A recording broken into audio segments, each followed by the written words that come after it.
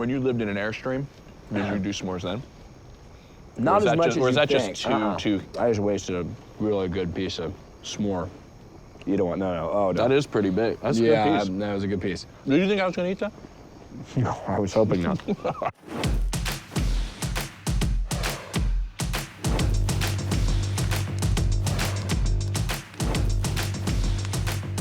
Hey everybody, I'm at Sun Outdoors San Diego Bay with actor Scott Eastwood, and this is Campfire Convos.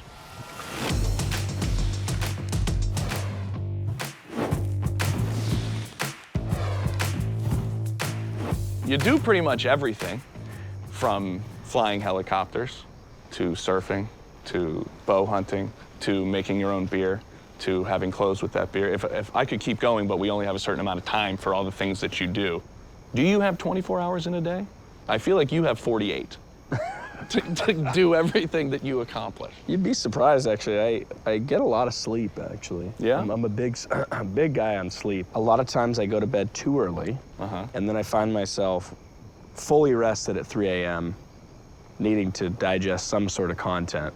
So I'll put on the podcast or something, yeah. And soak it in. I mentioned all these things that you do. Yeah. Like, where did you get that, I guess, adventurous spirit to always be out kind of doing something? Where does that originate? I think that's a nice way of putting that I have too much energy. Can't sit still. I can't sit still. I think my mom used to say it was ADHD. This is pre-diagnosing people regularly with ADHD. Yeah, exactly. For me, doing things, creating things, learning a new skill, having just curiosity for an appetite for more has always been my nature. Yeah. If you have a free day, what's at the top of the list that you're like, well, I got to do this today then, if I got time? I think top of the list is always take care of the body first. I'll always want to do yoga or go surfing or go exercising or swimming or some sort of activity that takes care of my body. You lived in Hawaii. I did. For your most formidable years, as you will. What is that like? Because you're in the States, but you're not really a quote unquote native of any sense. Is there any difficulty? Growing up there as a haole, as they'd say, a haole boy, is an interesting experience. You're kind of a ship lost at sea, sort of, because it's a warrior society. It's a place that, commands respect. You have to respect your elders, respect the people around you. It's also an island, so you can't really get away with, disrespecting the place or the people. If you can't get away with things, everyone's forced to sort of be part of a collective good, which I think is a good thing. So you get back and you move, back kind of to California and you kind of start the acting career. I lived in Santa Barbara for a while and then Los Angeles, where I started pursuing being in movies and television work. What's a role that you're like, I'm just gonna say I'm gonna do it, but I am bleeping terrified. Because I'm watching like Outpost and I'm like, that's a difficult, probably mentally to prepare for, physically to prepare for, knowing it's a true story. Been in 3 war movies now. Flags of Our Fathers, Fury, and The Outpost, all of which are a little terrifying, I think, when you embark on that quest, because you just have a tremendous amount of responsibility. You're carrying the families, I think, with you, the legacy of the people that you're telling the stories about, and you sort of really want to get it right. What was another option that you kind of tossed around in your head if acting didn't work? I'd probably be doing some sort. Well, I'd probably be still doing what I'm doing with the beer company. I think I'm really fascinated in creating value. Well, by the way, you probably need a beer. I've been dying, right? Scott. I'm not going to lie to you. Like we created some value here, right? Unbelievable. Usually I just, oops. If you went to like 21-year-old Scott Eastwood and said, oh, geez, you're going to have your own beer. Oh, that's terrifying. Right? Yeah. Because we all wanted to make our own beer. Yep. But you've you've done it. And this is like every guy's dream. Like, I'm gonna create a beer. Yep. How does one just start like going, all right, let's figure this out? Well, that's a good question. Having good partners, I think, is the first step. In this process, you know, the name made here, it really tells us and instructs us how to do everything.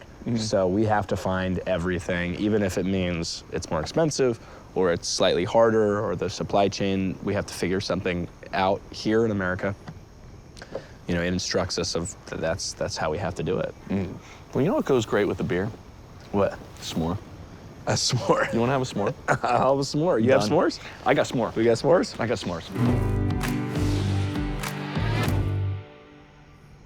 The s'more game has really increased. Slide what's most important Toledo. over. Pick your poison, my friend, and I'm not gonna lie. What I watch from you and your selections of s'more items You're gonna and judge, delicacies will tell a lot about you as an Wow, individual. I mean, why not a couple of these guys in there? Those raspberries? Yeah, little raspberries. We were unable to get schnozberries. Do you need one for the top? Full sandwich guy, or are you gonna make it almost like a tostada? I'll go with the full sandwich guy. Why not? Are you a burn it all the way through? Just char the outside? I'm a golden brown guy. Are you? If I can. I mean, it's been a minute is a since dark I've done it. chocolate I'm not the best at it. Did you ever do like s'mores on a fire as a kid? Like camping? I did a fair amount of camping. What's Hawaiian camping like? Hawaiian camping's nice because it's warm. Yeah. It's really warm. Yeah. Oh, I screwed up already, but it's okay. Yeah, Hawaiian camping is nice. You cook a lot over, you know, open fire, which is awesome. The meat it just tastes better on the beach. Yeah. Something about, you know, being in the salt water all day and then being really hungry. I don't know. Hawaiian camping's amazing. Right? All right, JP, come on. There you go. You're already done, man. I like you though that you're very meticulous. Well, Like if I could get it to like that golden brown, that would have been. That's what you're looking for. That would have been money. I already kind of screwed up the deal, but I'm gonna go. you know, that's life, right? Oh wow, this is gonna be. Oh, that's glorious. Yeah. This might be Kiss you again. now. This might be your trademark thing. Yeah. That you tell everybody you know. Okay, hold on. How do you? Oh, that's not bad.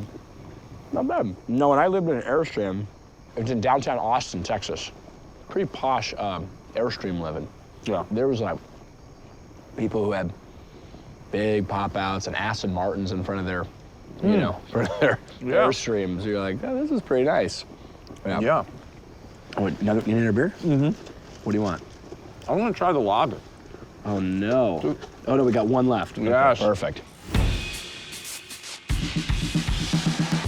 All right, Scott Eastwood, this is rapid fire. Okay, I'm ready. Camper or glamper? Glamper. Box of matches or sticks and flint? Box of matches. Got to make it easy. Oh yeah. How about on the trail, off the trail? Do you want to go where nobody's been, or are you gonna stick to the trail? Because you've done both. Yeah. What do you prefer more? No, off the trail. Off the trail, like it.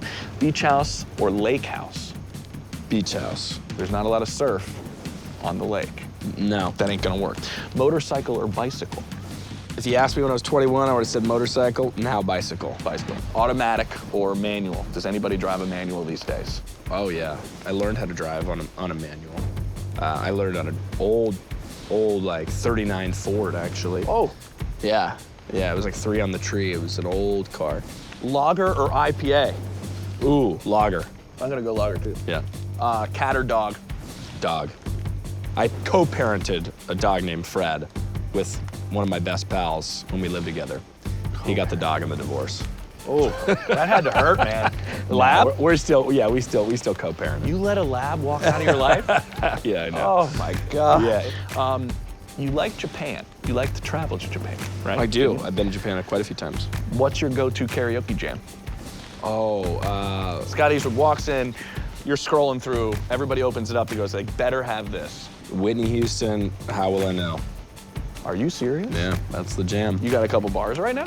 No, absolutely not. Couple more There's made heres? Not You have a enough couple? made heres in this bucket to get me to sing. What size shoe you wear, Scott Eastwood? I'm a 12. Let's put those 12s feet to the fire right here as we finish this out. Let's do it. Boom. Feet to the fire. Feet to the fire. I hope you got a fresh pair of Pumas. Because here we go. Yeah. Have you gotten closer to those that you care about because of what's happened in the last 2 years? I think I sat still more than I have in a long time. You know, a lot of people who had dreams of doing something, you know, years from now are saying, you know what, life's too short. I'm gonna live the way I want to now, today, because you never know what's gonna happen. And I think that's a net positive. I might have taken certain relationships for granted or whatever, and then you're like, you get spun into this world where you're not gonna see that person for an extended period of time, right? Like we both spend a lot of time traveling. Like, does that make you wanna make sure those relationships, you know, remain intact, or you almost put a little more work into them? Yeah. Would probably be the best way to put it. No, I think, yeah, I think that's probably something that this whole thing did. I mean, this, you know, recognizing, and also recognizing what relationships you didn't want to have. Yeah, that's a great point. I think cutting some of the fat is good. Was there any kind of like moments as we went through your life today, kind of like where you had monster transformable moments, right? Where you had some sort of transition, where you, like, something happened and this happened? I got in a little trouble when I was in my late teens, early 20s. Okay. And I had a couple moments that I think rattled me, shook me to my core a little, and made me realize that, you know, life has a lot of consequences for your actions. Those moments were really impactful in shaping, you know, what I decided to do and my decision making.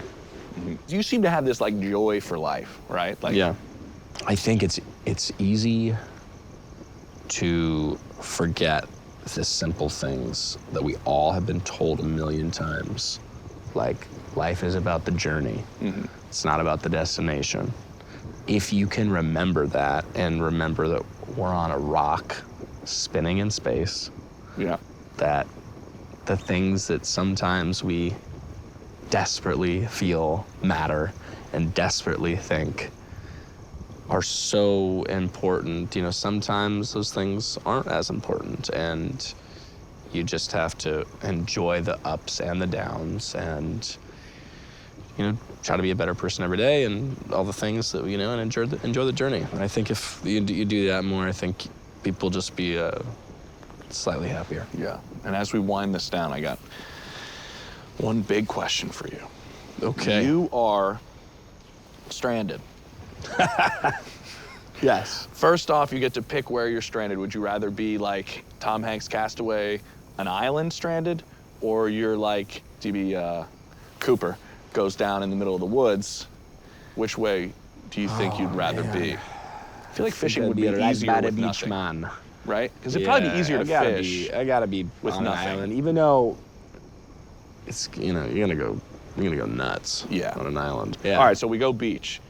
You get one person, dead or alive. I know you spent time with Bear Grylls. Who would be like the guy to be like, I am so happy I'm on this island with the most, I don't know, what is it? The most outdoors individual on the planet, or like the most ready for this situation. That would be the smart call, right? To pull like a Bear Grylls. Wouldn't he be? But okay. You said dead or alive. Yes. And I think, I don't know if this is the smartest call, but I think I would bring Bob Marley.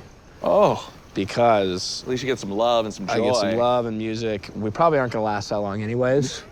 So we're gonna see the sunset in style. I love it. Yeah. I think that's perfect. Now, if you were there by yourself, what's the one thing you need to probably survive? If you were like, if you know, you crashed and Hanks got himself some ice skates and a volleyball. Buddy. What are you getting? Buddy. Made here. Beer. Made here beer. Come on. That's all we need. I can't believe I even asked the question. You know who I'd pick? I'd pick Scott Eastwood. I don't know. This has been a short conversation. You think you on an island is a completely different individual. It's a different deal. Yeah, it's a completely different guy. But listen, we got enough of these, we're gonna be fine. Cheers. Cheers, buddy. Just crush the rest of these. Yeah. All right, guys, this fire's about to die. I hope you enjoyed this episode of Campfire Convos with actor Scott Eastwood. So click the link below to subscribe and learn more about Sun Outdoors with their RV sites, vacation rentals, and amazing on-site amenities.